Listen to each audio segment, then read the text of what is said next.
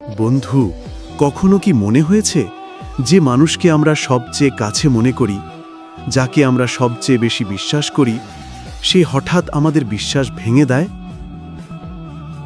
কাছের মানুষের বেইমানি দেখতে অনেক সময় সাধারণ লাগে, কিন্তু ব্যথা যে অনেক গভীর হয় তা বোঝা যায় না। বেইমানি হয় অনেকভাবে। কেউ হয়তো কথা বলে কিন্তু কাজ ভিন্ন, কেউ দেয় হাসি কিন্তু মনে আছে ঠোঁটের হাসির পেছনের ষড়যন্ত্র। যে মানুষকে আমরা প্রিয় মনে করি সে হয়তো আমাদের বিশ্বাসকে পুঁজি বানিয়ে নিজের স্বার্থ দেখায়। কাছের মানুষের বেইমানি সবচেয়ে বড় লক্ষণ হল তাদের আচরণ হঠাৎ বদলে যায়।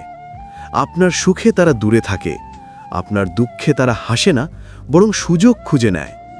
তাদের কথায় মিষ্টি মধুরতা থাকে, কিন্তু ভেতরে লুকিয়ে থাকে অন্যায়, ব্যথা কিংবা প্রতিসিংহা। তারা হয়তো আপনাকে বলে, আমি তোমার জন্য সব করি, কিন্তু বাস্তবে তারা আপনার ক্ষতি করে, আপনার বিশ্বাসকে পুঁজি বানিয়ে নিজের লোভ পূরণ করে। বেইমানি খুব ধীরে ধীরে আসে। প্রথমে শুধু ছোট ছোট ছেদ, যেমন অল্পটা সত্যি না বলা, অল্পটা অবহেলা, তারপর আসে বড় ধাক্কা। যখন আমরা হঠাৎ বুঝতে পারি যে মানুষকে আমরা সবচেয়ে কাছের মনে করেছি সে আমাদের ক্ষতি করেছে। কাছের মানুষের বেইমানি সবচেয়ে বেশি আঘাত দেয়, কারণ আমরা ভাবি সে কখনো আমার ক্ষতি করবে না। তাই ব্যথাটা হয় গভীর, হৃদয় কেঁদে ওঠে। তবু আমরা শিখি যে শুধু যে দূরের মানুষ বেইমানি করতে পারে না, কাছের মানুষও করতে পারে, এবং আমাদের সতর্ক থাকতে হবে। কিন্তু এই ব্যথা আমাদেরকে শক্তিশালী করে। আমরা শিখি বিশ্বাস দেওয়া এবং প্রাপ্ত বিশ্বাস যাচাই করার মানে। আমরা শিখি যে মানুষ সত্যিই কাছের, সে কখনো আমাদের আঘাত করবে না। বন্ধু, মনে রাখো, কাছের মানুষের বেইমানি যেটা অপ্রত্যাশিত, তার মধ্যেও জীবনের শিক্ষা আছে।